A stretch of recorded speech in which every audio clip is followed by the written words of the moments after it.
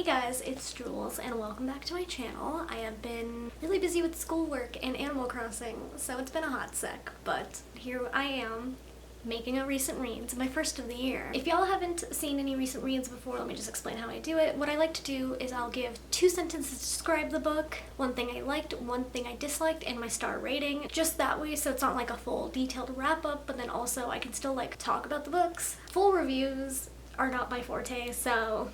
Okay, so I'm just gonna jump right into this. My first read for 2020 was Naturally Tan by Tan France. I gave this book a 4 stars, I believe. So what I liked about this book is just getting to learn about his life, because I always find autobiographies really interesting because I typically like to read them about people who I am like a fan of or have like seen before and like want to know more about. So this is pretty good in that sense. My only problem with this book though was just I wish I'd gone a little bit more into detail, or maybe it would have been better if he had like waited a little longer before writing it, because currently he's doing YouTube stuff as well as Netflix stuff, and so I think it would have been interesting to see his perspective on like what it's like doing YouTube videos, like they're for Netflix, but they're like on YouTube, as opposed to just doing strictly like Netflix. There's some aspects that he didn't go quite as into detail as I was expecting him to. He did talk about everything and he did go like into detail, but I was just kind of wishing for more. Besides that, I did really enjoy this book. I don't know if I'll reread it anytime in the near future, but it was a good time.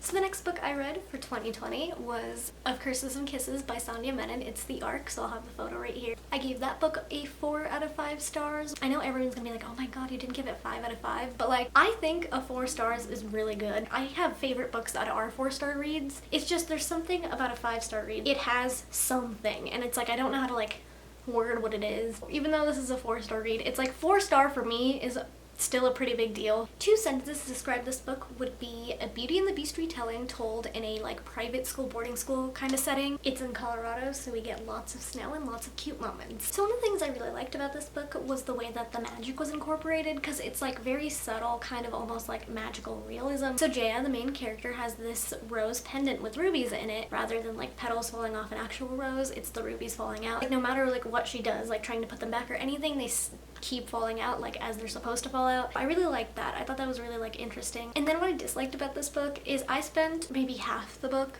maybe more, hating Jaya. I get it, like she obviously is one of those kids, like she's the older kid, she's got really strict parents, so of course she's gonna be like, of course like my parents are like trying to think of what's best for me, it's like I have to do what they say no matter what. It just kind of sucked because like she would hate on her sister for that, just because of that internalized like feeling of, oh, my parents are hating on me, so I have to keep that like part of me hidden and then just kind of put out what I'm seeing. As she like went through the book, she grew, so she realizes that everyone has like their own lives and they're free to do whatever they want, like parents regardless. The third book that I read this year was Sorcery of Thorns by Margaret Rogerson. I gave this a 5 out of 5 stars. 2 sentences to describe this book would be girl who works in a library gets caught in a conspiracy. She teams up with somebody unexpected and a lot of chaos ensues. So what I liked about this book that I want to highlight in this is Silas. I thought he was a very interesting character. So he's a demon, and he's like how Nathaniel has his powers. He's constantly saying how like he doesn't care he's a demon, he has no like set of morals or anything. Despite that, you can see just how much he cares about Nathaniel. I don't know if morally gray is the right term to use, but I feel like he's kind of a morally gray character in the sense that he knows who he cares about, and it's like that's it, nothing else matters. I really enjoy characters like that because he was like really well written and like really complex.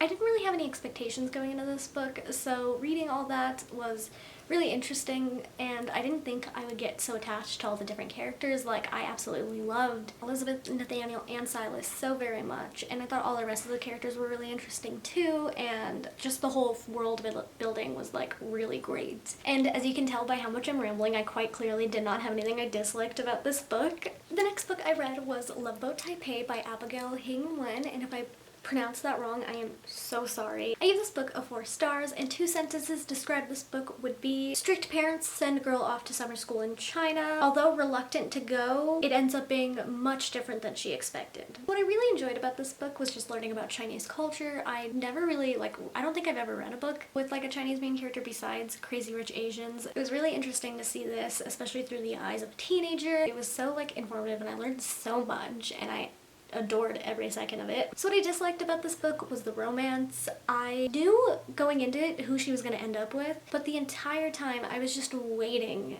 for them to like finally like click. It just, their chemistry was kind of off and I just was not a fan, and so I ended up falling for like the other guy. I thought that they would have worked so much better as a couple. So I do wish that that aspect had been different, but regardless, I still really enjoyed this book. My next read was Crier's War by Nina Varela. I gave this a 5 out of 5 stars. 2 sentences to describe this book would be, I'm not good with like robot terminology and stuff, but I think they would be like considered androids. In the book they're called Maid, but androids have taken over and humans have become the lesser class. One girl seeks revenge on the royal family and discovers that not everything is as it seems. So what I really liked about this book, because it's a female-female romance, I just absolutely adored like how clueless they both were to like how into each other they were. It was quite obvious reading it as the reader, but like they just had no idea, and I love stuff like that. I think it's so amusing. It's so fun to finally have that moment of, oh my goodness, I have feelings for this person. And one thing I disliked about this book was, so the main character's brother shows up unexpectedly. It like barely goes into an explanation for like what happened. I wish we had gotten a little more because it just kind of seemed a little rushed. That kind of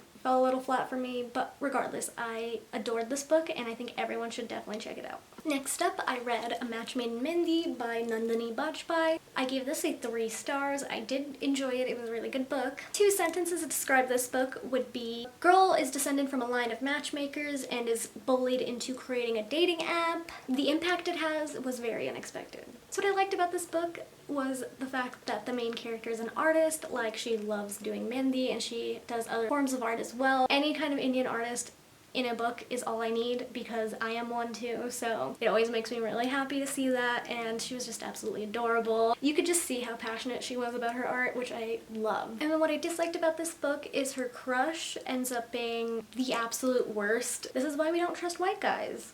That's all I'm gonna say.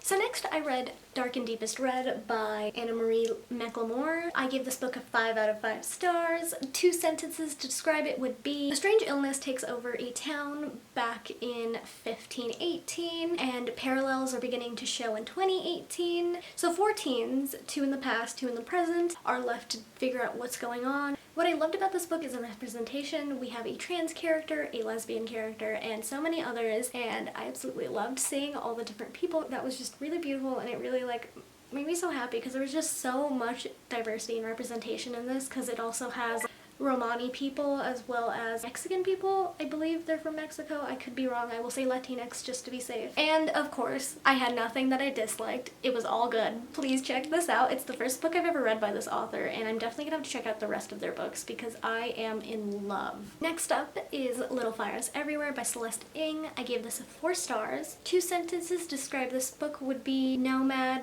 daughter-mother duo end up in a cookie-cutter perfect suburban area. One mother does not like this change and sticks her nose in places it does not belong. So one of my favorite things about this book was Izzy. She is the youngest daughter of the Richardsons, and I absolutely adored her. I just really related to her. She's 15, but I remember me being 15 and I felt for her, and I still feel for her. I love that she like realized throughout the book that like, hey, I don't have to take this. I can stand up for myself. What I disliked about this book, I mean, I love open-ended books. It's just this is one of those ones that I'm like, really? You could have just done the one thing I wanted and then left it open-ended? I like to pretend that it worked out the way I wanted it to work out, but of course, like, it's open-ended, so no confirmation, but I did really enjoy it. Yeah, it ticked me off, but it was a really good ending. Lastly, I read We Are Totally Normal by Rahul Kanakia. I gave this a 1 star. 2 sentences to describe this book would be, Indian teen is struggling to discover his sexuality. That's it. I don't even think I could give it a second sentence, to be honest. What I liked about this book, the one and only thing I liked about this book, was the cover. I think this is absolutely stunning, and I'm so sad that I hated this book because I'm not gonna keep it just for the cover. I refuse to do that. that. And what I disliked is basically everything else. If you want to see me go like super into it, check out my March/April vlog. I go on a rant in there. So many reasons, and not enough time in this video, so we're not gonna do that. I'm really disappointed. I'm so sad. It was one of my most anticipated reads of the year, and there's very few reads that I anticipate. This is even more of a letdown because of that. So those are all the books I read thus far. I hope you guys enjoyed this. I don't remember the last question I asked, and honestly, my camera is dying, so I'm not gonna go look for it. This video's question is, how is quarantine treating you guys? I hope you're staying safe. I hope you guys are taking care of your mental health and your physical health. I'm sending you my love. If you need someone to talk to, I'm always here. Please stay safe, stay sane. I love y'all. I mean, my friends are watching this. I think I can say I love you guys. I hope you enjoyed, and I will see you very soon. Bye!